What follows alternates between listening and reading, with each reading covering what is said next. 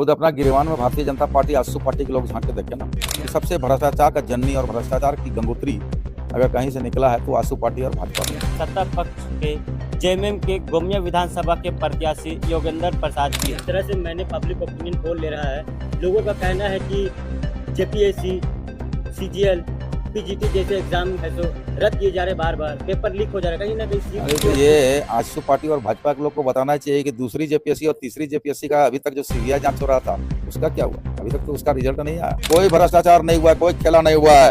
अगर खेला होता तो यहीं पर जनता है पूछ लीजिए कि कोयला खेलने वाला का बेटा वीडियो बना है, वेल्डिंग करने वाली की बेटी सीओ बनी है। वो तो क्षेत्र में भ्रमण में आपको दिखाई पड़ता होगा, टक टका टक टक टका टक 1,000 मिल रहा है। कहीं बिजली फ्री 200 यूनिट, बिजली बिल फ्री। कुल अगर बोकारो जिला की बात करते हैं तो 1 अरब 11 करोड़ रुपया माफ हुआ। पूरे हिंदुस्तान में भारतीय जनता पार्टी की जहां जहां सरकारें हैं कहीं बिजली बिल माफ किया है क्या? नजरिए में आक्रोशित है, बाकी किसी के नजरिए, भाजपा के नजरिए में आक्रोशित है और मीडिया के नजरिए में आक्रोशित है। सरकार थी ना तत्कालीन सरकार, जो युवाओं को गुंडा बोलती थी, पारा शिक्षकों को गुंडा बोलता था।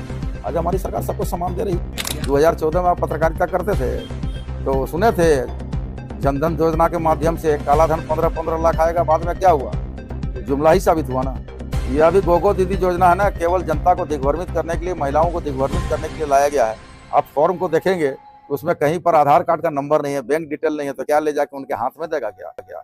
मैं सैफ अनवर, आप देखना शुरू कर दिए इस वक्त झारखंड एक्सप्रेस न्यूज फेसबुक और यूट्यूब पर। इस वक्त मेरे साथ बातचीत करने के लिए सत्ता पक्ष के जेएमएम के गोमिया विधानसभा के प्रत्याशी योगेंद्र प्रसाद जी है।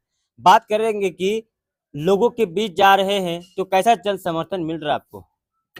बिल्कुल, जो सेवा हमने लगातार 19 वर्षों से जनता का सेवा करते आए हैं और चुनाव हारने के बाद भी हम 24 घंटा में 18 घंटा क्षेत्र में हर सुख दुख में खड़ा रहे हैं। तो जनता इस बार मन बनाया है कि लंबे अंतराल से चुनाव जिताएंगे, जनता आशीर्वाद देगी। मुझे ऐसा पूर्ण विश्वास है और हमें लगता है कि अब जनता निर्णय और संकल्प ले चुका है। इस बार चुनाव त्रिकोणीय देखा जा रहा है, कहीं ना कहीं कैची छाप भी घुस गया है, बीच में केला भी है और तीर धनुष। देखिए, लोकतंत्र है और लोकतंत्र में सबको अपने बात कहने की आज़ादी है, चुनाव लड़ने की आज़ादी है। लोग इस बात को आकलन और मूल्यांकन कर लिए हैं कि हमारे बीच में सुख दुख में कौन खड़ा रहता है और क्षेत्र में कौन समय देता है और 19 सालों से कौन सेवा कर रहा है। आप जो कह रहे हैं त्रिकोणीय संघर्ष है, कोई कोणीय संघर्ष नहीं है। जनता तय करेगा और तय करके बैठा हुआ है, तय किया भी है और ये 23 तारीख को आपको शाम को 4 बजे तक पता चल जाएगा कि जनता का निर्णय क्या हुआ। योगेंद्र प्रसाद को सीधा टक्कर किससे है, आजसू या फिर जेएलकेएम से? मेरा किसी से कोई टक्कर नहीं है और मैं तो कहता हूँ लोकतंत्र में जनता मालिक होता है, जनता निर्णय करता है, जनता जिसको आशीर्वाद देता है वह विधायक बनता है। और मुझे ऐसा प्रतीत होता है, ऐसा आत्मविश्वास है कि मैं जो जनता का सेवा किया हूँ और लंबे अंतराल से जनता इस बार 2014 के रिकॉर्ड को भी तोड़ेगा। इसलिए हमारा टक्कर का कौन पहला, दूसरा और तीसरा लड़ाई कौन लड़ेगा वो आपस में लोग तय करे। हमारे साथ किसी का कोई मुकाबला नहीं है। एनडीए लगातार वार करती नजर आ रही है और हर अपने भाषण में कहती है कि झारखंड सरकार जो है लूट और खसोट की राजनीति करती है। कैसे देखते हैं इसको? खुद अपना गिरवान में भारतीय जनता पार्टी आजसू पार्टी के लोग झांक के देखे ना। भारतीय जनता पार्टी और आजसू पार्टी के जितने लोग हैं वो अपने गिरवान में झांक के देखें कि सबसे भ्रष्टाचार का जननी और भ्रष्टाचार की गंगोत्री अगर कहीं से निकला है तो आजसू पार्टी और भाजपा से है। रह गया बात कि जो भ्रष्टाचारी जिनको कहते हैं और उनके दल में जाके शामिल हो जाते हैं तो पाक साफ हो जाते हैं क्या? 17 सालों तक किसने राज किया इस राज्य में? 24 वर्षों में 17 साल इसी एनडीए फोल्डर के लोग रहे हैं ना। तो 24 में 17 साल में वो लोग क्या किया? जनता के राज के लिए क्या किया? केवल आरोप प्रत्यारोप लगाते हैं और केवल एक व्यक्ति को निशाना पर लेकर के झारखंड को लोग चारागाह समझ रखा है क्या?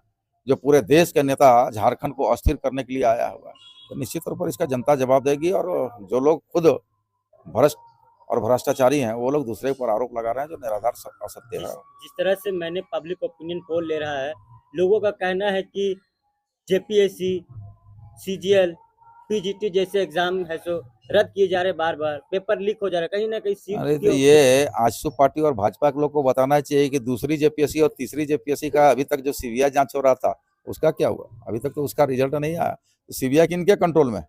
तो भाई उसका रिजल्ट आना चाहिए। कोई भ्रष्टाचार नहीं हुआ है, कोई खेला नहीं हुआ है। अगर खेला होता तो यहीं पर जनता है पूछ लीजिए कि कोयला खेलने वाला का बेटा वीडियो बना है, वेल्डिंग करने वाली की बेटी सीओ बनी है। और जितने लोग हैं हमारा गोमिया विधानसभा में देखिएगा, नहीं पर तो 20 लोग जेसीसी हो जेपीएससी हो लोगों ने प्रतियोगिता परीक्षा में शामिल हुआ और उत्तीर्ण हुए और आज पद में बने हुए हैं। इसलिए कहीं कोई गड़बड़ी नहीं है। ये भारतीय जनता पार्टी का आरोप निराधार है, आंसू के लोगों को निराधार है। मैंने तो कहा कि दूसरी और तीसरी जेपीएससी के बारे में 2000 लोगों से पूछ लीजिएगा, आज भी जांच के दायरे में है। अच्छा, मैया सम्मान योजना कितना कारगर होने वाला चुनाव को लेकर? वो तो क्षेत्र में भ्रमण में आपको दिखाई पड़ता होगा, जी। टक टका टक टक टका टक 1,000 मिल रहा है। अभी 8 तारीख 25 दिसंबर से 2500 रुपया मिलेगा। बिजली है, चौथा किस्ती भी आ गया है। छठ मैया का आशीर्वाद लेने के लिए महिलाओं को 1,000 दे दिया गया। इसलिए देखिए, एक योजना नहीं, मैया सम्मान योजना एक योजना, कई बिजली फ्री 200 यूनिट, बिजली बिल फ्री। आज तक समझ लिए, यहीं पर देख लीजिए, हमारा महुआ टांड़ थाना क्षेत्र के धवैया क्षेत्र के लोग हैं, कंडेर क्षेत्र के लोग हैं। एक कंडेर पंचायत में 73 लाख रुपया माफ हुआ है, धवैया पंचायत में 64 लाख रुपया माफ हुआ है। और कुल अगर बोकारो जिला की बात करते हैं तो 1 अरब 11 करोड़ रुपया माफ हुआ है। और केवल तेनुघाट डिवीजन में 89 करोड़ रुपया माफ हुआ है। तो आप समझ सकते हैं कि बकरी बेच के, मुर्गी बेच के, बैल बकरी बेच के, खेती बाड़ी करके लोग बिजली बिल भरपाई करता था। पूरे हिंदुस्तान में भारतीय जनता पार्टी की जहां जहां सरकारें हैं, कहीं बिजली बिल माफ किया है क्या? ये पहला उदाहरण है देश का कि जहां झारखंड बिजली बिल, बकाया बिल को माफ करने का काम किया।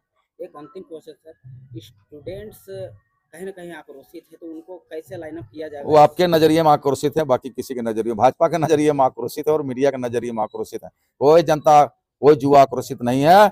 जितना युवाओं को सम्मान मिला है इस सरकार में, किसी सरकार ने उन युवाओं को, यही सरकार थी ना तत्कालीन सरकार, जो युवाओं को गुंडा बोलती थी, पारा शिक्षकों को गुंडा बोलता था। आज हमारी सरकार सबको सम्मान दे रही है। इसलिए निश्चित रहिए, भारतीय जनता पार्टी को 2029 ही नहीं, 2034 तक कोई वैकेंसी झारखंड में नहीं मिलेगा। अच्छा, गोगो दीदी योजना भी आ रहा है। जिस तरह गोगो दीदी योजना नहीं आ रहा है, 2014 में आप पत्रकारिता करते थे तो सुने थे, जनधन योजना के माध्यम से काला धन 15-15 लाख आएगा। बाद में क्या हुआ? जुमला ही साबित हुआ ना। यह भी गोगो दीदी योजना है ना, केवल जनता को दिग्भ्रमित करने के लिए, महिलाओं को दिग्भ्रमित करने के लिए लाया गया है। आप फॉर्म को देखेंगे तो उसमें कहीं पर आधार कार्ड का नंबर नहीं है, बैंक डिटेल नहीं है, तो क्या ले जाके उनके हाथ में देगा क्या? ये केवल और जुमला है। जिस तरह 2014 में मोदी जी बोले थे कि 15-15 लाख खाते में जाएगा, उसी तरह ये जुमला है। और अब जनता, राज्य की महिला दीदी लोग समझ चुकी है ये जुमला है और इससे बेसिक कुछ नहीं।